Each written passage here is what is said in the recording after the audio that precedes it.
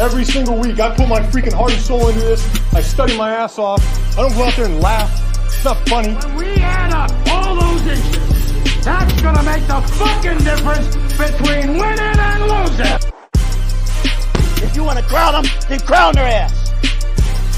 But they are who we thought they were. Good evening, everybody. Welcome to the Longballs. I'm one of the hosts, HOCH. Joined with me is Jordan. How you doing, Jordan? I'm good, man. Yeah, it's just the two leftovers this week, I guess. JBONE and Seth were too good to join us this week, so you're gonna get me and HOCH, and we're gonna tear it down. So, yeah, I hate to be the bearer of bad news, but JBONE got trapped in a carbon black mine today.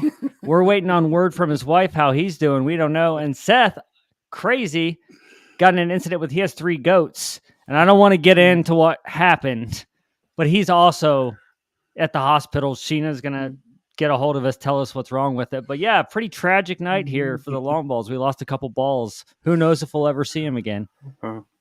Your guess is as good as mine. Yeah, so another interesting week of football. I was at the new Raiders Stadium, which, man, the Raiders Stadium is pretty on point. Like, it is amazing, like the look, but there's parts of it that they got wrong, and namely the bathrooms. Like, the bathrooms are super nice there, but they accommodate like 8 people at a time. Yeah. So have you been to that stadium? Yeah, so I went to the Bengals-Raiders game the weekend before Thanksgiving last year, and it is a really cool stadium. Did you walk through the hotel to go over there first? Or through the casino, sorry? Yeah, well, I stayed at the Excalibur, so the did you? Excalibur's Okay. connected to Luxor, connected to Mandalay Bay, and then so we walked all the way through there, yeah. Pretty cool. It is pretty cool to walk over the bridge and stuff. It's pretty fun. It is, but the one thing I've noticed about stadiums, like Lucas Oil, dude, they make their pathways wide as fuck, so a lot of people can get through. When the Raiders were building the stadium, they did not think about convenience or anything like that. Because hey man, it's the desert. It's a bunch of skinny people, dude. We talked about this. It's true, and we had nosebleed seats because that's all you can afford to get into this fucking stadium. I'll tell you, man, you're winded by the time you get to your seat. I was trying to talk to my dad. I brought him a beer, and I'm like, give me a second, and then I'll talk to you, because I literally had to catch my breath. But yeah, if you haven't been to the new Raiders Stadium, state of the art, pretty sweet. But I guess that could bring us to our home. We've got to be the dumbest team in America. We couldn't complete a pass. We give games away. We couldn't do diddly poo offensively. We give them away. We got to totally kick the second half. We couldn't make a first down or performance. We don't need a clock. I can be quick about it. Yeah, you're good. Colts won. It's hilarious because I always want the Colts to win, of course. But you're at the game, you're watching the Colts versus Raiders. They're both going nowhere. Both have identical records. Both are going to go for a QB in the draft next year. This is kind of the game you want to fucking lose. So, of course, we're going to bring it. And then the whole controversy with Jeff Saturday, 1-0, man. And again, I'm not saying he's the future. I'm not one of these, he's the guy who won one game against the Raiders. But some of his speeches and his pep talks, and I love how he's kind of telling the media, fuck you. You know, I don't care what you say. I'm going to do it anyway. But it was a decent win. Play calling was the best play calling we've had all year, and it was by a 30-year-old assistant who had never called plays in the pros. He was a QB assistant coach before this week. And I guess our QB coach turned down the job of offensive coordinator, so fuck him. Why would you do that? You're given a job of offensive coordinator in the NFL, and you're just like, no thanks. I'd rather just be an assistant. So kudos to the guy who stepped up to do it. Best play calling of the year. We're still shitty. We're not going anywhere, but we won the game. So I don't have, at this point, it's like tough to get angry about anything with the Colts when your season's in the shitter. Mm-hmm. So I'm going to take it easy on him this week. Congrats to Jeff Saturday for getting the win. That's it. That's all I got. Dude, were you Okay, so me and you, we texted a little bit in the group after the Colts game. It kind of seems like Irsay was sabotaging Reich at the end. Like, it's pretty fucking clear Matt Ryan is your best option at quarterback. I mean, if they can block, he's your best option. No, see, I get it though, because what Irsay saw what everybody else saw. With Frank Reich as the QB or as the coach, this team was going fucking nowhere. Yeah. So Irsay's like, all right, well, it's time to tank the fucking season. So he's like, start Ellinger. Yeah. And then when he's like, all right, I can't watch this team anymore with Frank Reich as the coach. He's got to go. So he brings in Jeff Saturday. He gives the speech of, oh, we're not tanking. We could still get in the playoffs at 9-7-1. So what Jeff Saturday said to him is like, look, man, if you want any chance to not tank this season, you got to start Matt Ryan because Sam Ellinger doesn't know anything. He's just that's the only thing he has over Matt Ryan, but Matt Ryan had a 39-yard fucking run. That's the longest run of his career, and you got to see it live. I was shocked, man. I'm not saying he has wheels or anything, but it was actually because I'm used to like seeing Manning trying to trot out there for a run like that or something, and it was actually a respectable run, but my athletic run. But yeah, I would say, well, and I also read reports that our like Ballard and all the GM and his staff were like on Irsay, like, don't hire Jeff Saturday. Don't do it. Don't do it. So I'm not saying there's some discord in the bill. I mean, Ballard's not going to quit being a GM he's not going to be like, I quit if this guy's the coach. He'll go with it. But there's a little bit of discord there when your GM is forced to go with the coach that he doesn't want to go with. Yeah. Yeah. Anyway, enough of the Colts. Yeah, they looked. I'll say this, man. They looked good. Jonathan Taylor ran good. Their offensive line blocked. It's almost like it was Frank Reich from the beginning. Fuck. And again, I'm not saying we're beating the Eagles. Yeah. And I actually haven't seen the Eagles play this year, but what I've heard and been reading is they have one of the worst run defenses in the NFL. So if by some chance they bring the worst run defense into Indy next week, which I'll be at the game, and Jonathan Taylor runs like he did last week against the Raiders and our offensive line block like they did against the Raiders, it's a toss-up. But I think every game in the NFL this year is a toss-up. I mean, the Colts beat the Chiefs for crying out loud. I mean, teams who should not win are winning against teams that are good, and good teams are losing to bad teams. So, but anyway, let's talk about the Falcons, man. Let's hear some ranting. Yeah, let's talk about the Falcons. So this was probably the most piss poor effort of the entire season. It's the Panthers. They come out and they just look like shit the entire game. Mariota just, I mean, I can keep saying it. It's never going to happen. It seems like Arthur Smith is just, this is his guy and this is who he's going to go with. So, I mean, it doesn't matter if I say anything. They're starting practice squad players in the secondary. Like this team's bad. Somehow they're a game out of first place in the NFC South, but they're very, very bad. This is not a good football team. It's not good. I'm glad they are technically in a rebuild right now, because if they weren't, I'd be pissed because this team's bad. Yeah, and I'll piggyback off that, so we're going to talk about this a little bit. Do you think that it's kind of the situation where they think Ritter's the guy, but they don't want him to throw him on this team just to get destroyed and his confidence battered? The old David Carr, Joey Harrington type thing where people thought they had a lot of promise, but they just got destroyed because they went in and played for shitty teams. Maybe, but I mean, they're going to this team in the off. I mean, they have $5 million in cap space next year. Like they're gonna flip a lot of this roster. But the problem is you still need to see if he's the guy. Because I mean, they're probably going to still end up with a top 10 pick. I mean, I honestly do not see this team winning another 2 or 3 games. Like they're not good.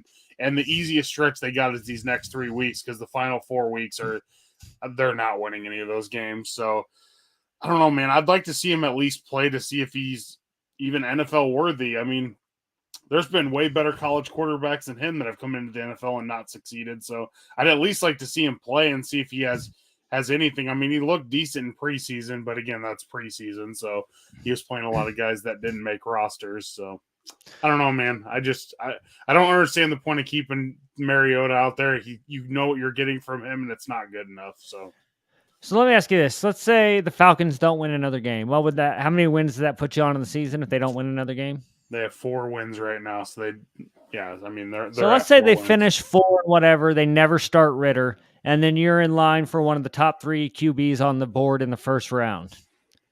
Do you go ahead and pull the trigger on a first round QB, or do you just try to build around the second round QB you drafted last year? Third round. Yeah, I don't know. See, that's why I agree with you. And I think that's why we played Ellinger this year, because Irsay's like, let's just see what the kid had. It only took 2 games for him to be like, yeah, he's got nothing. Yeah. So I see your point. Like, start Ritter because it's a third round QB. It's not a first rounder. So you got to see. The biggest problems is they have holes all over this team, so they need to hit on their first round pick. The other problem is they just drafted Drake London this year, who's their number 1 wide receiver. They drafted Pitts last year, and they have no one to throw either one of them the ball. Like, we're just wasting first round picks at this point, and that's the most frustrating thing because they're not even using the talent they have. Yeah, I could see, because the Colts were rumored to get Mariota in the offseason. And I would not this offseason, last season, when you guys got him. When we didn't get you guys took him after we didn't. I don't know, but there was rumors he was coming to the Colts. And I was absolutely anti Mariota because you just know what you're getting, man, with him, and you're seeing it more than me because you're watching the Falcons week in and week out. But that picture you said of Mariota flat on his back throwing the ball, that's one of those pictures that if your team's great, it's just kind of this whatever picture. Probably no one even takes that picture, but the fact that your team's in disarray, it's pictures like that it just infuriates the fan base. Like, this is what we're dealing with. And Arthur Smith tried to defend that play after the game, too. I'm like, no, there's no defending it. First of all, he fell over his own feet and then tries to throw that ball in the air, and he gets picked. Thank God they ruled him down. What world do you think that pass is going to turn out well for you in the NFL? You're falling down, and he's throwing it in the direction of his receiver, which is crowded. He's like triple covered. The receiver he's throwing it to is not even open. I would get it if the receiver was open, but he's like triple covered. And that wasn't like some last desperation heave. Like, it wasn't the end of the game. I'm pretty sure that was in like the middle of the third quarter. Like, it wasn't like he was throwing that pass and they were like, I get it, man, that he had to throw it. Like, he had no choice. But no, we were in the third quarter still in the game and the dude's throwing that. Like, I don't know, man. Like we said, you know what you're getting from Mariota. At least see what you're getting from Ritter. If he's not good, at least you know. But the sad part, man, is the Falcons can still win that division. They're not going to win that division. I'm not saying they're going to, but statistically, like record-wise, they're like a game out of first or something, you said? Yeah, they're a game out of first place right now, but I think Tampa is going to finally just hit their stride now and start playing better football. But I honestly kind of hope they do because I don't want the Falcons to win that division, dude. They have no business going to the playoffs right now. Yeah, but the Bucks don't even have to hit their stride to win that division. It ended up probably being one of the worst in football, and maybe not the worst, but yeah, it's up there for sure. You got anything else to say about the Falcons, man? You want to tie it up with a bow, or are you just over it? I'm just over it, man. But me and you are kind of in the same boat. It's like, and I'm not you. You didn't start off the season with as much hope as I did. You pretty much knew and it's a lot easier to take a losing season when you're prepared for it and you know that it's happening. But like when you're watching your team play, when you're pretty much done, you're watching the games for different reasons.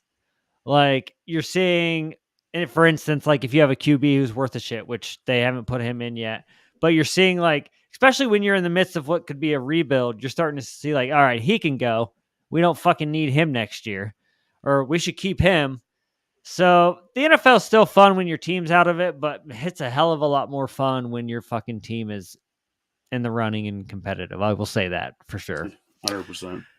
But we'll get into our next topic, and it's our coach is overrated, but I think this will be a perfect time to get into our little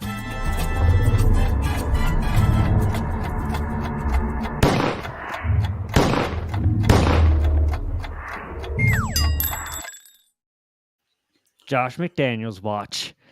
To catch up the listeners, one of the balls who's missing tonight, Seth, is quoted as saying Josh McDaniels is a great coach. He said that after week 2 or 3. I can't remember. But since then, he's kind of changed his tone. But now you don't get to live it down. You're a Josh McDaniels fan the rest of the season for sure. And so the Colts played the Raiders, who, keep in mind, Jeff Saturday plucked off the street 6 days before the game. Not 1 ounce of experience of coaching in college or pros, not assistant, nothing. Plucked off the street, comes on, and beats Josh McDaniels with a 30-year-old offensive coordinator who's never coached or called a play in the NFL. And so we have a little clip here because Derek Carr, the quarterback for the Raiders, he had a little emotional press conference, and I think this connects to the Josh McDaniels coach watch. So let's see what we got here. I'm sorry.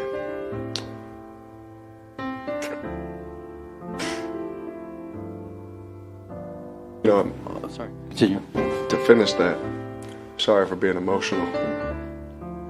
I'm just pissed off about some of the things, that a lot of us try and do just to practice. What we put our bodies through just to sleep at night.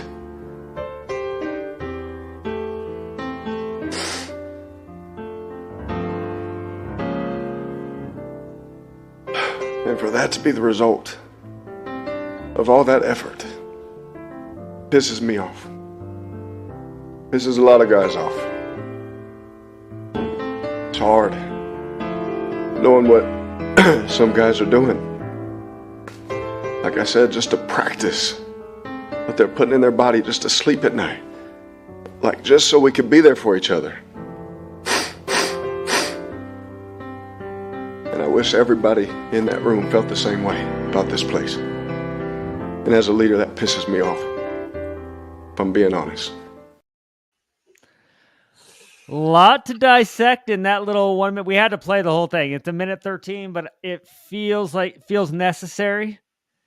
Because I'll say this, when your quarterback's given that post-game conference, the coach of the team is not good. No. I mean, you don't want that out of a lead. And I've been a huge defender of Derek Carr for the most part, but that is the worst fucking post-game interview I've ever seen by a leader of a team in my life. So it sounded like he was trying to take shots at people without doing it. The problem is, dude, just come out and say it. Like, if you think it's on someone or some players that aren't trying, I mean, I think we kind of just assumed that the Raiders were going to be good and kind of forgot about the Josh McDaniels part. And, I mean, dude, say whatever you want about Derek Carr. Davante Adams went from playing with Aaron Rodgers, who is a guaranteed Hall of Famer, to Derek Carr. Like, the drop-off is definitely there. I know they're friends and stuff, but, dude, Derek Carr is not on his best day as good as Aaron Rodgers on his worst day. I mean, that to me is one of the biggest problems is Davante Adams said after the last game he didn't care if 2 people were on him, throw him the ball and let him go get it. Like, that team is in complete disarray, and it all falls on Josh McDaniels, man. He's the coach of that team. You have to coach the talent you have, and you have to figure out how to use them. And he clearly has no idea what he's doing.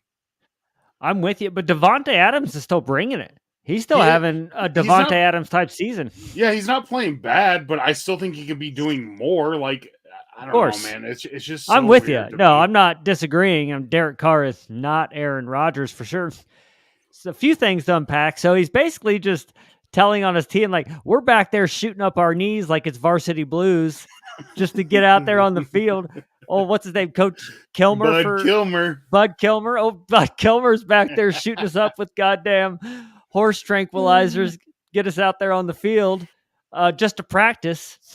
And we talked about Matt Ryan's 39-yard run. It's like, dude, if Matt Ryan has a 39-yard run against you this season, maybe if ever, but definitely this season, your defense has given up a little. You're just like, you're seeing this quarterback that you could probably catch from 40 yards away and hold him to like a 10-yard run.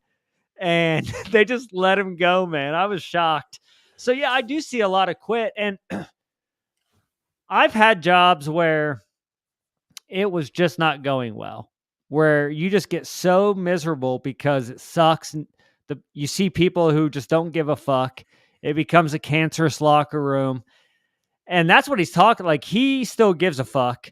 And he's probably dealing with a bunch of people who just don't give a fuck. The season's over. Because you got to think, when we're in the NFL, we think we're dealing with a bunch of grown-ass men. But for the most part, NFL locker rooms, everyone's like 22 to 26 years old. You know, you have some veterans sprinkled in, but it's a bunch of fucking kids who, if you're a 25-year-old, you're getting the shit kicked out of you every single week to go 2-7. There is going to be a little quit in you. And I'm not saying it's right. I'm just saying it's human nature. But again, to get back to it, that's all coaching. The coach has to keep these guys' head in the fucking game and keep them competitive. And the Raiders, they're not going to win another game this year. I don't think, honestly. And I don't know how you keep Josh McDaniels around, because they made the playoffs last year with an interim coach, and they added Devontae Adams and Chandler Jones. They should only be better, and they're bottoming out. So I don't get it. But so Josh McDaniels, again, Seth's obviously retarded. Josh McDaniels is not a good coach. He's done nothing to ever prove it, but we got to stick with it. It's a good segment. I'm glad that he said Josh McDaniels is a great coach. Yeah, it's it definitely looks like a take for this season. Yeah, man. Going back on your thing of 22 to 26-year-olds playing on this team, dude. Not to mention, you're in Las Vegas. You're living in Las Vegas. You were just there. You see what it's like on a nightly basis. Like, imagine living there as a 25-year-old. Dude, I was at the Excalibur. It was 1:00 in the morning, and I was just taking my dog down for a walk. And some like crackhead asked if she could blow me. I didn't, just so the audience knows, I didn't, but that's Vegas. So you can only imagine, like, these 25-year-old dudes, millionaires, they have all this at their fingertips. They were probably out in an orgy the night before the game because they don't give a fuck anymore. Yeah. Who knew playing in Vegas might not be the greatest thing ever? Hey, they're getting a lot of sports there, though. I've heard they're getting the A's, too. Rumor has it they might be getting the A's. They're going to get fan support just because it's Vegas. I mean, it doesn't make it a good idea. It's just, they're there. They're there. It's good for the NFL, I guess. But so we did Josh McDaniels' coach watch, and then I said the Colts brought someone off the street 6 days ago. So do you think that coaching in the NFL is overrated? Do you think that, because if you look at some of the best coaches you could think of in your life, they're always tied to a great quarterback for the most part. I'm not saying there isn't exceptions, but it looks like to me more and more that coaches are overrated. To a certain degree, I can agree with that. But I mean, dude, I know they're bad this year, but Sean McVay, that dude has been so good since he became a head coach. They're bad this year. I mean, they're dealing with a shit ton of injuries now. Now half that team's out now, but I just feel like he's a really good coach. Yeah, LaFleur, is he really a good head coach, or is it just because he had Aaron Rodgers? I mean, it's tough to say. One guy I will tell you that is not a good head coach is Mike McCarthy. I agree with you there. Is a complete shithead and continues to get coaching jobs for God knows what reason. But I mean, I could see your point. There is a lot more coaches now that get head coaching jobs that probably shouldn't be head coaches. I mean, the one that's going to instantly come to mind is Dan Quinn when he got the Falcons job. He should not have been a head coach. He's a hell of a coordinator. He knows how to motivate people. The problem is like when it came to nut cutting time, that dude had no idea what he was doing, and you could tell. He just looked confused on the sideline. Like if it was coming down to the final possession, he didn't know what to do. I mean, he was worried about the offense, even though he's more of a defensive coach. It's a lot, man. A lot of people get jobs that shouldn't get them, and they just get them because And you said a coach being strapped to a quarterback. There's a lot of offensive coaches that get jobs just because they're under a certain person. Like, look how many coaches have gotten jobs because of McVay. I mean, dude, it's just like everybody thinks his coaching tree is just like a magic tree. And if you hire one of his coaches, like, you're instantly going to be a winner. Yeah, well, like, because the coach rumor for the Colts next year is the Chiefs offensive coordinator, Eric The enemy. Bieniemy. And my first thought is no, because he has fucking Patrick Mahomes, man. And Every Andy offensive coordinator is going to look fucking great with Patrick Mahomes as your QB. So I think you got to steer clear of hiring coaches that are tied to a star player, because a lot of times it's because of that fucking player. I mean, you look, Peyton Manning was solid. Jim Caldwell and his staff were fine. He goes down the next year, everyone's fired. Yep. So personally, especially after seeing the Jeff Saturday experiment, and again, he might just not win another game the rest of the season. I don't know. He was fine his first week, but that a lot of times that happens regardless of who they fill in. There is this thing in the NFL where your coach gets fired. It's like the locker room almost feels bad because they know it's their fault. So they bring it the next week for the interim coach and they end up winning the game. And we played the Raiders. So that's what people have to remember is we played possibly the worst team in the league. But in general, I'm starting to think coaches, as far as like football expertise, if that's weird, I know it sounds weird that like, I think football expertise accounts for too much when you're hiring a coach. Cause like I said, I just think you need a good leader of men who can be willing to fucking get in their ass when they fuck up, tell them good job when they do good, but not like kiss their ass when they do good, but like, hey, nice catch. But sometimes you got to steer clear of complimenting guys for just doing their fucking job. It's like, oh, hey, nice catch. It's like saying, oh, hey, way to do your job. Yeah. No, I get what you're saying. It's just the NFL is so weird right now. We talk about mediocrity and stuff in the NFL, and it's kind of tough to see how many head coaches are actually good right now because there's so many just average teams. Like, does anyone really still think Lovie Smith is a good head coach? I mean, that's one. How did he get another fucking head? That makes me think Frank Reich's going to get another head coaching job sometime in his life. Another one is Matt Nagy, who is the Bears coach, who's back on the Chiefs staff now. Like, how the fuck did that guy get a head coaching job? Like, being an Andy Reid disciple doesn't make you a good coach. But tell the NFL that that's why the Jeff Saturday decision was so controversial in the media. Yeah. Everybody was like, this is disgraceful. And it's not disgraceful. It's like, we just didn't want to fill in our interim job with someone who isn't going to be in the organization next year. So, I say, and I'm only seeing it now. I haven't always been a coaching is overrated, but this year since the NFL's so mediocre, it just feels like coaching's overrated. And really the way to be successful in the NFL is a star quarterback. Seems like it. But even some star quarterback teams are kind of struggling this year, but not struggling, mediocre, I'll say. You got to start at a quarterback. If you don't have a quarterback, you have nothing. Which, speaking of quarterbacks, that'll get us into our next topic, I think. And are the Bills in trouble? Is Josh Allen regressing? What's going on here, Jordan? I think he's been hurt longer than they're saying. Like, if you look at his last 3 games, it's been 3 of his worst games since his rookie year. I think he got hurt a couple weeks ago and maybe aggravated it last week. I still think this team can win a Super Bowl.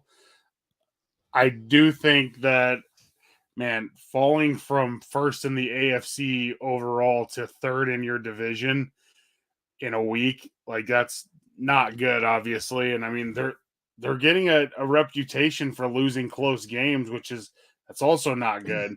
I mean, Josh Allen's 0 for 4 in his last 4 overtime games. Like, that's not good. I don't know, man. Their defense is struggling a little bit, which I did not expect. I thought their defense was just going to be nails all season, and they'd probably have scored 21 to 24 points to win every week. That is not the case, man. Their defense gives up some big plays, and I know they got a ton of injuries and both their safeties are out, but man, I don't know. I still think they're really good, and I still think they're going to make the playoffs, and they're going to be tough to beat. But I'll say this: I am nowhere near as confident as I was last week when we were talking, because I did not think they would lose to the Vikings at home. That shocked me, honestly. If you're a Bills fan, you are kind of just because of the past creeping in. Because I know, like, when you're used to losing and stuff, like, you're never quite confident in your team, I guess. And so when you're seeing Josh Allen play, and he's still, like, I do think that Mahomes is now the clear front runner for MVP now. I think Allen's probably played himself out of the conversation where Mahomes has been Mr. Consistent. I think Mahomes is probably, barring a Kansas City collapse like Buffalo's having. But then in the NFL, man, you could turn it around. Like, it's a 2-game losing streak. One team, the Vikings, I mean, the way you lost was shitty, but who you lost to wasn't as shitty, you know? And then who they lost to? The Jets? Was it the week before? Yep, they've lost the Jets, Dolphins, and Vikings. So, I mean, it's all statistically good teams. It's not like they're losing to bad teams. The Jets are bad. They're posers. It's definitely possible, but I mean, as of right now, they're not bad. Do you still project the Bills to come out of the East? I still think the Bills will come out of the East. I still think they're going to get right enough to end up winning that division. Miami's going to be tough, though, man. Miami's good. And they still have one more game against each other, right? Buffalo and Miami? It's in Buffalo. The thing that I will always worry about Miami is that team is built for speed and for warm weather. Man, dude, if they're playing in a cold weather game, that team might not be the same. It's true. And if it's in the snow, all the, Tyreek taking the top off the defense, man, that shit, that's a little bit harder to do when you're slipping on frozen tundra.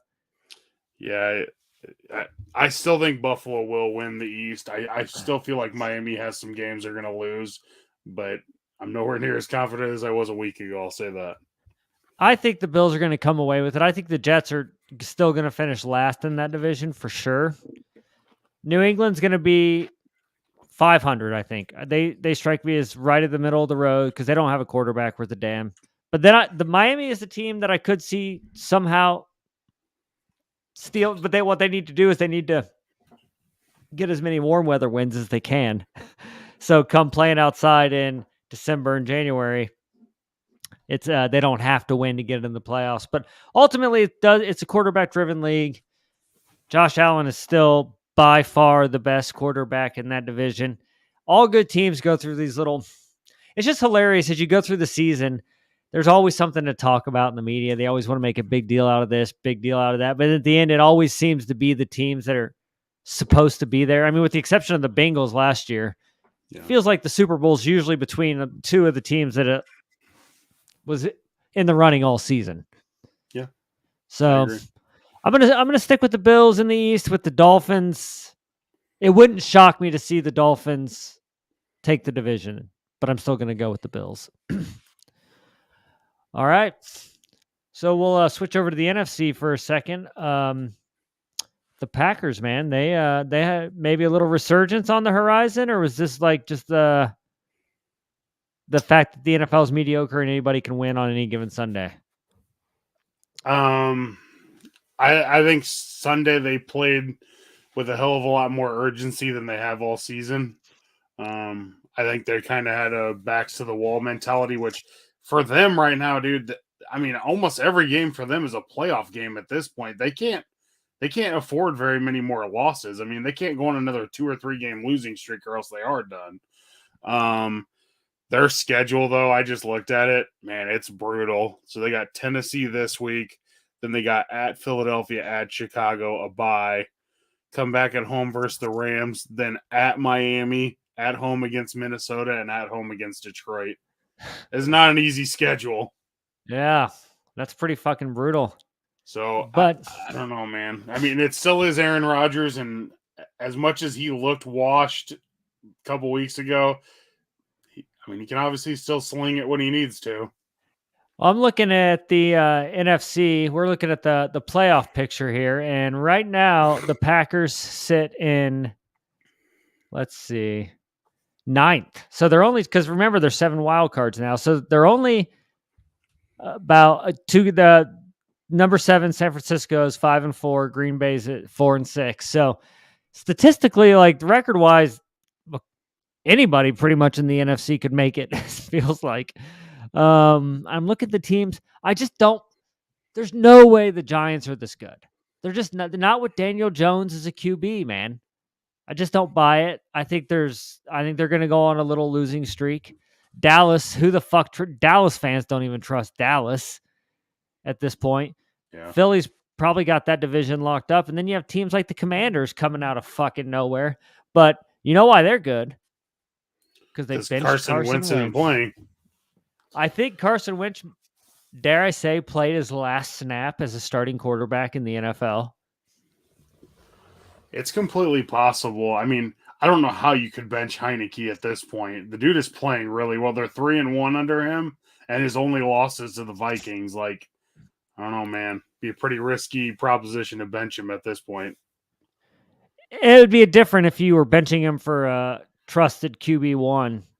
But to bench him for Carson Wentz at this point, I think Rivera would he'd be ran out of town, because we were talking he could be fired mid-season like 5 weeks ago, and now all of a sudden they're half a game out of the playoffs. I think the Packers, like I said, it's a quarterback-driven league. I think I'm gonna say Green Bay slips into the 7 seed. I'm gonna give it to him just because I don't trust Washington because of the QB. I don't trust. I mean, Dallas has a pretty big lead on them, I guess, at this point. But I think they could. I think they can get into the 7th. But I don't know, man, because more than the Packers can't lose. Like the other teams ahead of them, they're not going to lose that many. Like San Francisco's not going to lose that many more games. No. They're probably going to come away the division winner. Seattle will probably fall into the wild card there. So they could overtake. They'll overtake Seattle. That's my prediction. Okay, Green so Bay's okay. So you're saying Green Bay has 7 games left right now. I predict Seattle will win 3 more games. They'll end up being 9-8. Green Bay would have to go 5-2 over that stretch just to tie them. I wonder who has the tiebreakers. Let's see right now, division. It's conference if they're not in the same conference, in the same division, right? That's the first tiebreaker is conference. So Seattle's first, but obviously didn't play. Seattle's 4-4 right now, and Green Bay's 3-4. So if Green Bay finishes 5-2, you got to think they're probably going to end with, I'd say, probably a better conference record than Seattle. So that's my prediction then. Packers instead of the Seahawks in the NFC. Okay, just so you're clear what you're picking, okay? So the Seahawks' next 3 games are on a bye week this week. They come back against the Raiders. Okay. Then they got the Rams. Okay. Then they got the Panthers. They got the Niners at home. At Kansas City, which that's not good. And then they got the Jets at home and the Rams at home. I think the Rams sweep them. That's another bold statement I'm going to make. Well, they're not losing to the Raiders. Me and you can both agree on that. Yeah, I'm telling you, I'm not. I honestly, when you watch the Raiders play, I don't even know how they got the 2 wins. Quite honestly, I just think I like Rodgers better than Geno. And 100%. I know the Packers aren't good this year, but when we're like Aaron Rodgers needs to go 5-2 over the next stretch, when you have Aaron Rodgers, that doesn't seem like this arduous task where it's impossible. Yeah. So we'll see. So you don't have the Packers in the playoffs. You don't think, even if they turn it around, they've already done too much damage. Man, they just put themselves in such a hole, like 4-6 with that schedule. I think they're going to miss it by a game. I think Seattle gets them by 1 game. Okay. Well, maybe we'll do a little friendly wager on that. I started at 1,000. All right. Yes, friend. Man, it's expensive being your friend. Friendly wager $1,000. All right. So let's talk a little bit about the overseas games. We had an NFL game in Germany this weekend. We should have pulled the clip. I totally forgot, but there was actually a pretty cool moment at the game, I thought, where everyone in the stadium was singing "Country Roads." And it's funny because I texted that to one of my friends, and he's like, "Should we be nervous that all the Germans are doing something in unison?" And it's like, a little yeah, concerning. I didn't think about that, but it was kind of touching. It's like, who would have thought that John Denver was a huge fucking hit in Germany? Yeah. I'm going to say this about the overseas games. The Germany crowd was by far the best crowd so far this year. We got Mexico City this weekend. So, I mean, that's not really an international game, but it's still outside the United States. Dude, I think these games are a success. I know it sucks for the teams. It really does suck for the teams. No matter what, they have to line these up where you have a bye week after this game. They did this one right. Tampa and Seattle both have a bye. But there's been like 5 teams that have played in London that didn't even get a bye week after that. Like, dude, you should get a bye week after that game. That was probably one of the best crowds of the season, man. And that wasn't even like a home game for either one of those teams. I know it was technically a Tampa home game, but I mean, I thought it was fun to watch. I don't know if you watched it at all. Probably not, because it was 7 a.m. Vegas time. I didn't even know it was happening. 6:30 Vegas time. So, yeah, you probably didn't watch. But, yeah, man, the crowd was cool. They were into it, and I get what they're doing. They're just trying to expand the game across the country, and it's cool. Across the world, it's cool, but I think they should keep doing them. I mean, don't get overkill. We don't need one every Sunday, but I think the way they're doing it now is a good mix. 4 games, I think that's fair. But you say how they're doing it now, but I remember when there was one game in London. Just then Jacksonville it was whoever they played. Yeah. And I actually went there when the Colts played them. I was at that game. So they started one game. Then they did 2 in London. Then they do 1 in Mexico City. And now they're doing them in Germany.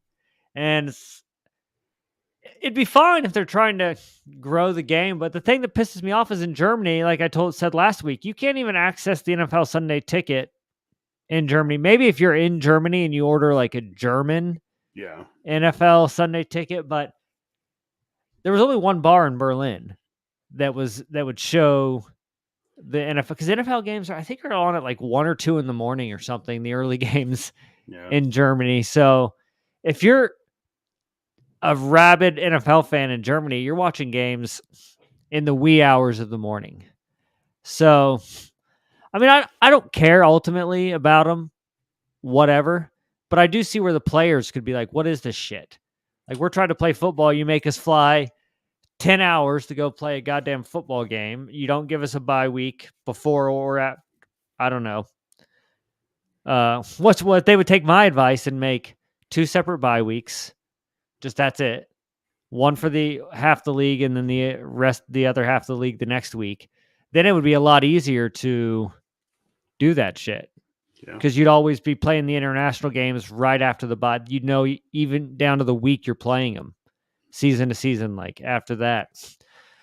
I don't mind it. When you go over, like when I was in London for the Colts Jags, they set up the whole NFL experience type shit, and people are into it over there.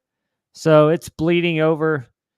But the issue is like, because when basketball is spreading in the other countries, they have basketball teams and stuff. Mm-hmm. But you don't hear of any other countries having, aside from Canada, like football teams where you could actually go play the sport as opposed to just watch it. Yeah. And I think that's going to be the one thing holding it back from really becoming a international game until the countries start playing it. You're never going to overtake soccer as the sport of choice in the world. No. As much as they'll try. You are not. But one last thing, I think we got to talk a little bit about injuries. To me, the 3 noteworthy ones, and you might have a few to fill in, but I think Goddard went down for an extended amount of time. They haven't said it's season ending yet, but it didn't look good. I didn't see it, but I read that it didn't look good and that he's probably going to miss a good amount of time. And I have him in fantasy, and he's a pretty great tight end. Even if he's not putting up the yards and statistics, he's a pivotal part of the offense. And for a team that, and they only lost once, so I'm not going to fucking say the Eagles are done. But I'm saying for a team that did just show the first inkling that they might not be as good as we thought they were, and then to lose one of your top guys on offense, it can be a pretty big blow. Yeah, I agree. Yeah, that sucks. Sounds like it's a shoulder, and today I heard anywhere from possibly 2 to 6 weeks, so not good. Another big one, and this guy definitely is out for the season. Or he's on the IR. I think he can come back after week 11 or so. No, this is week 11. He can come back in 4 weeks. 4 weeks. Cooper Kupp, big one for a team that's already shit the bed. I think you sit him in the rest of the year. I don't think you bring him back this season, unless by some chance if you squeak out like 2 or 3 wins while he's out and he comes back, maybe. But if they just come out and fall to like 3-9 or something, just leave the dude on the bench rest of the season. So he's having ankle surgery too.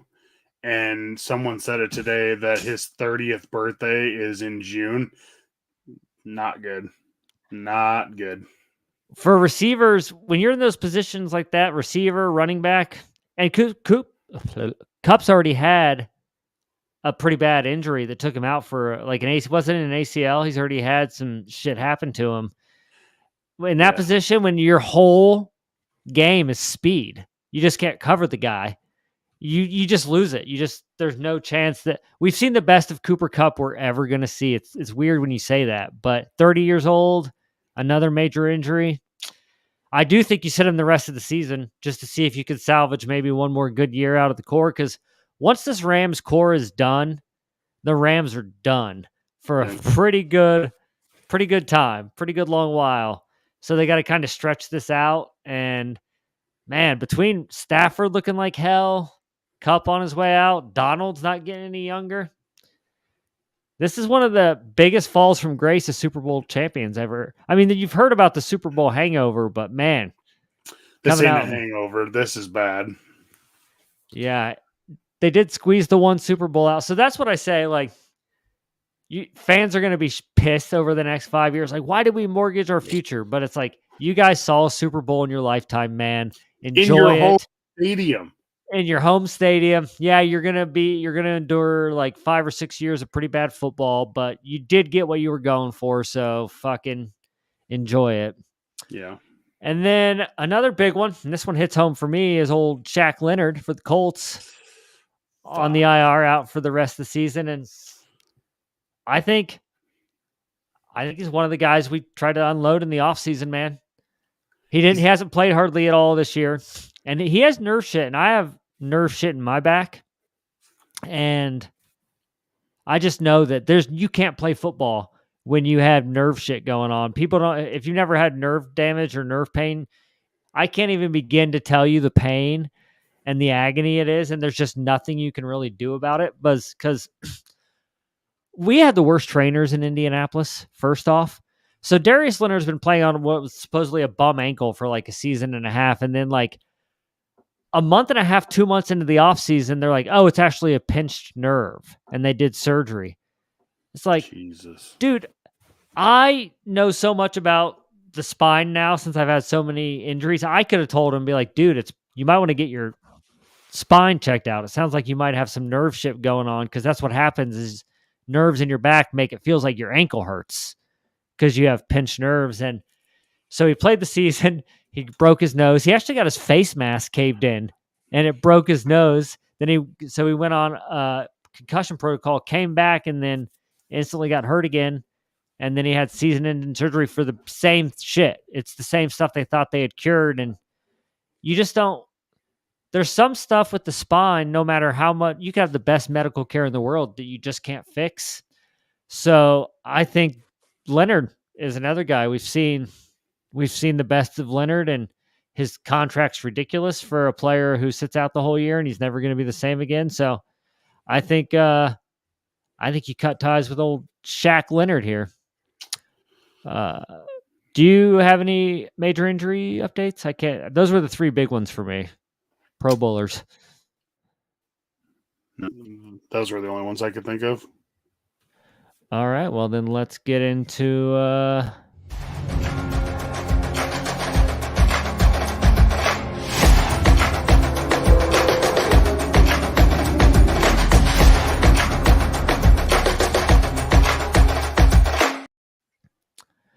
crystal ball. Will JBONE and Seth survive? Not likely. Fuck. We lost them. We They're lost a gone. couple. We lost a couple of the balls. All right, so we got a slate of games. It's actually better than most weeks, but we've said it a few times. Like the NFL's so mediocre this year, and that's what's making the slate of games just meh. Because when you have two mediocre teams playing each other, who gives a fuck? Yep. So again, it's a little bit better, but at the same time, this is just going to be the NFL the rest of the year. A bunch of like teams near 500 playing each other. So we'll start it off. Bears at your boys, the Falcons.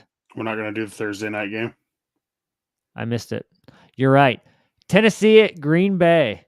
This is why Seth is not here. He's going to this game with his dad and his brother. So hopefully they have a good time in the 5-degree weather of Lambeau Field.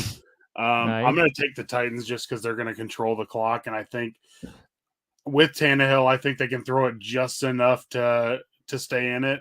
So I'm going to go Titans.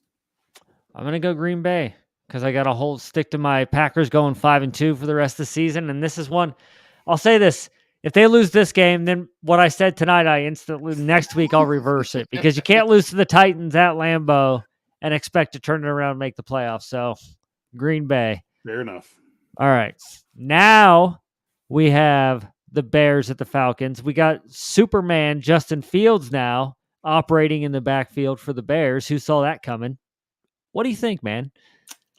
I do not have a good feeling about this. The Falcons do not do well against, any quarterback, but a rushing quarterback specifically. The Bears can run the ball. Falcons can't stop it. This is going to be ugly. It's going to be an ugly game. I don't think we're going to get blown out by any means, but the Bears are going to end up winning this game. Do you buy into Justin Fields at all? I still don't think he's a very good throwing quarterback. He is a really good running quarterback. He has proven that. But I think when they start making the offense about you running, I think that says a lot more about you as an actual quarterback. And if they don't want you throwing the ball that much, it's probably not a good sign. And the NFL, they're always going to be able to figure you out if you're one-dimensional. You don't stand a chance because then they'll just put the spy there. You'll never run, and then they're going to force you to pass it. And Justin Fields hasn't proven he can do that at all. So I'm going to take the Falcons at home. I am. I think Mariota's going to come through for you, give you another win. Great. Can't wait. We got the Panthers going to Baltimore. Oh, Baltimore. Baker Mayfield is starting this week. It feels like the Ravens haven't played in like 3 weeks. Like you haven't heard anybody talk about them or anything. And they're quietly 6-3, one of the best teams in the AFC, but nobody's talking about them at all. It's a good place to be. It is. So yeah, Ravens, 100%. No shot. I say no shot, but any given Sunday. Yeah. We got the Browns going into Buffalo. Buffalo is not losing 3 straight games. Josh Allen's going to right the ship this week. I don't care if that dude's arm falls off in the game. He's going to make sure they win that game. How many weeks are we away from Deshaun Watson's return? They still got... Next week is his last week that he can't play. So we have 2 games left before he can play. All right. Well, I'll take Buffalo too, but with Deshaun Watson's back, I think he's top 3 quarterback in the NFL. So we'll see. All right, we got Buffalo. I just did that fucking game, dumbass. The Lions at the Giants. Lions are playing better. I will say that it seems like they've kind of figured some stuff out. They're not playing as bad on defense as they were before their bye. Having said that, I still just think the Giants are just a better overall team, better coach. I don't buy the Lions winning at New York. I don't buy the Lions. I don't buy the Giants being good, but man, they're going to get another win, I think, and that's going to put them at 8-2. God, at some point we have to buy it. Like I'm not saying they're good, but I'm just saying at some point you have to buy the fact that they're probably going to make the playoffs. Granted, they'll probably get destroyed in the first round, but we'll see. Definitely Giants this week, though. All right, we got the Rams at JBONE Saints. Man, no Cup, Stafford's still questionable. Saints are bad, but I think they're going to end up playing Winston. I think he gives them a better chance to win, so I'm going to go Saints. I got to go Rams. I just don't think the Saints are any good at all. And the Rams, they're one of those teams that they're probably not going to turn it around, but they have the potential to, where the Saints have no potential to turn the season around. So I feel like the Rams are playing for more. Even though it's at the Saints, I'm going to take the Rams. Oh, we got a pretty good one here. We got the Jets at Foxborough against the Patriots.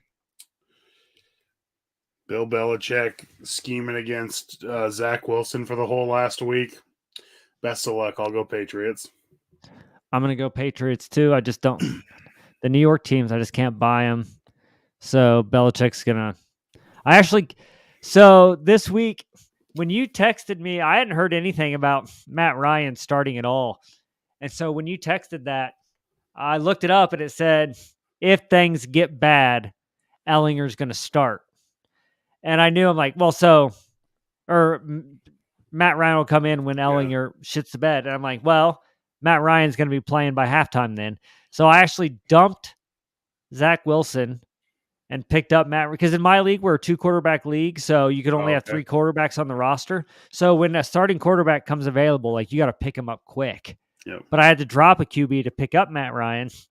And like, I'll ride with Matt Ryan the rest of the fucking year over Zach Wilson. And Matt Ryan put up 22 points for me. So Jets are going nowhere. I don't think Zach Wilson's their guy. I'm in fantasy. He sucks. Even with the Jets record, he's been terrible this year. Yeah. Oh man. Philly at Indy, baby. I'll be there. Do you feel good about this game at all?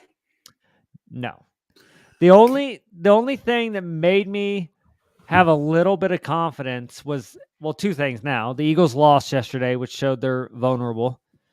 And I heard that their run defense is atrocious. And we actually ran the ball really well. Again, we play the Raiders. I don't know. So I don't think we're going to win. I'm picking the Eagles to win, but I feel now we have a better shot than this time last week to beat the Eagles. I'll say that. I'm picking the Eagles. This is not a good scenario for the Colts, dude. The Eagles are going to be pissed, obviously, this weekend, because there was some calls that went against them last night that, I don't know, man. I don't even know what the refs were watching. And they matched their season total in turnovers just last night. They had 3 turnovers last night. They had 3 turnovers coming into the game. So I just don't think that trend's going to continue, and that team plays good because they don't turn the ball over. So I'm going to go Eagles. I don't know if they cover, though. I think 7's too much. Yeah, we're not creating any turnovers this year at all. So we're not going to create any turnovers. I will say the Eagles' offense is the Colts' offense schematically. So they just do it way better. So our defense does have that going for it, is that this is the scheme they practice against day in and day out. So there is that. But again, I just can't take the Colts against the Eagles, who are probably one of the best teams in the NFL. So I got to go against my boys, and I went against them last week, and they won. So I think that's just what I got to do. All right, we got the Commanders at the Texans. Commanders. I mean, as long as they keep starting Heineke, this team's going to be tough to beat. They're scrappy. So I'll take the Commanders. Texans are bad. Agreed. We got the Raiders at the Broncos. Oh, my God. The Broke Bowl. Dude, I saw this stat yesterday, and I had to check it just to make sure it was right. If the Broncos would have averaged or scored 18 points in every one of their games, they would be 8-1. Jesus. 18 points. That's how low the bar is. They'd be 8-1, and instead they're 3-6. God, what happened to Russell Wilson, man? He's still young in quarterback age. What the fuck? How the fuck do I pick this game? This is fucking horrible. I'll go Broncos just because they're at home and the Raiders are a dumpster fire. It's true. Man, I got to think, Russ. I'm not saying Denver's going to turn it around, but I think Russell Wilson will. I just can't believe he's washed at 34 years old. I just don't buy it. So I'm going to go Denver this game for sure. But that's more of an indictment on the Raiders than praise for the Broncos. Sure. All right. We have the Bengals going to Pittsburgh. This was originally supposed to be the Sunday night game until they flexed it out. Thank God. Good move. I'll go Bengals. All right. I'm going to go Bengals also. We got the Cowboys going to Minnesota, baby. Man, I honestly thought the Cowboys were playing at such a level that I couldn't keep hating on them, and then they go out and do that fourth quarter against the Packers on Sunday. Dude, can they really stop the fight? I mean, it's not a primetime game, so Kirk Cousins should be okay. I'm going to go Vikings, dude. I say they keep riding this hot streak. I think Dallas is going to shock the world here. I think Minnesota is riding high from their win, and I think Dallas is pissed off at their loss. I think it's the perfect storm for Dallas, and they're still 6-3. So they're right there. If they beat Minnesota, all of a sudden they're still in the mix for the number 1 seed in the NFC. They still have one more game against Philly, right? Yep. Dallas could still be the number 1 seed. I don't think they will be. I'm only picking them to beat Minnesota because I think it's the trap game, Minnesota off that emotional win. Now they're back at home and they're like, oh yeah, totally going to win this game. And then Dallas comes almost all the Vikings games are emotional wins. They came back against the Commanders the week before that. Then they go on the road and beat the Bills and emotional. That's all they do. They just take it down to the wire. I think Vikings fans are even shocked that when they win a game now. They're like, how are we winning all these games? Especially close games. That's usually that's their MO. They lose close games. Yeah. All right, we'll save the Sunday night football game for last, so we'll do Monday night football here. In Mexico City. Niners against Arizona in Mexico City. So it's not really a home game for any team, even though it's considered one for Arizona. I just think San Francisco has too many weapons now, man. The NFC West is just going to get annihilated by this team down the stretch. 49ers. I think Arizona comes back and evens it out. I think all the divisions are going to be decided by half a game or a game, something like that. Like it'll come down to 2 teams have the same record, and then they're head to head. They've split, and then they go to like division record, and they have the same, and then they go to conference record, and that's where how tiebreakers. That's how I think that division's going to be figured out. Well, let me tell you one thing about this game. This might change your mind. So Cardinals are the home team, which is usually a 3-point favorite. The Niners are an 8-point favorite. So that tells me Kyler Murray's probably not playing. I have him in fantasy, so I hope he does. Because, Colt McCoy played last week, so. Solid Colt McCoy, man. Solid career staying in the league, though. Kudos to Colt McCoy. Not amazing, but solid backup when you need him. He always comes through. Yeah. I'm going to go Arizona. Okay. And regardless if Colt McCoy starts or Kyler Murray, I think they got it. And then I think we can all agree, game of the week, the Chiefs at LA Chargers. This basically, if Chiefs win this game, that division's basically over, which none of us expected in week 11. Okay, Colts are 3-0 against the AFC West. I just want to throw that in there. Yeah, too bad that doesn't get you anything. That is true. The Chiefs are just too much for the Chargers, I think the Chargers in week 2 had the best chance of beating them. They had them on the ropes in Kansas City and just couldn't finish it out. Having said that, the Chargers should get back Mike Williams and Keenan Allen this week, so maybe that evens it out a little bit. Chiefs will probably be without Juju. I'm still going to go Chiefs. I'm going to go the Chargers because, like I said, I think these divisions are going to even themselves out, and it's in LA.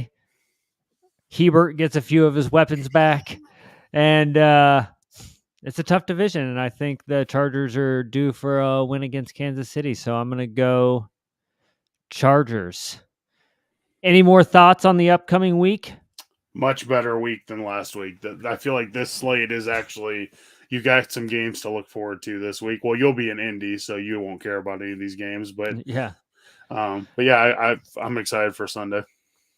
All right. Well, I guess the big question right now then is no, because he sucks you guys in. I want to kiss you. So he sucks you guys right in.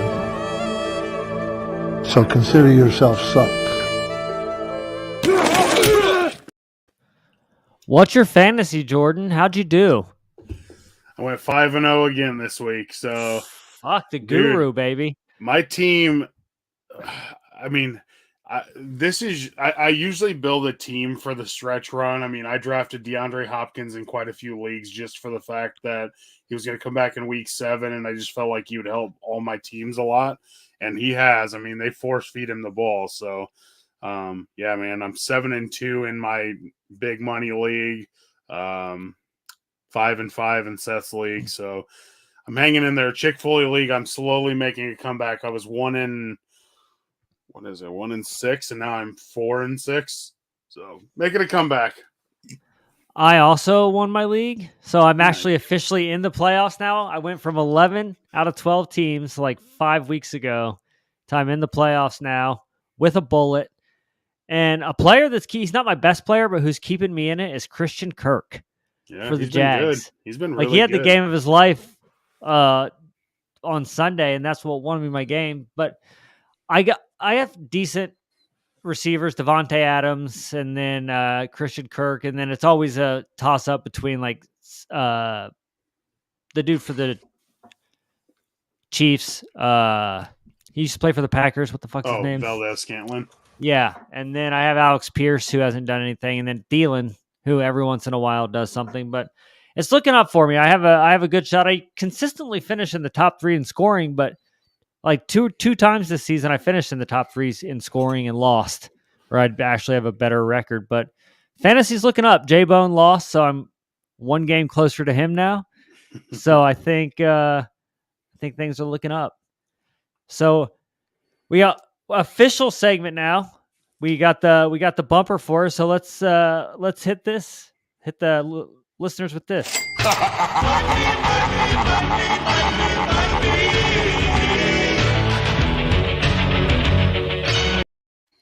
It's our Bet That with Jordan, since he's the only one with balls enough to throw money down anymore. So now it's pretty much Jordan's segment to talk about his bets, what he won, and some advice for this week.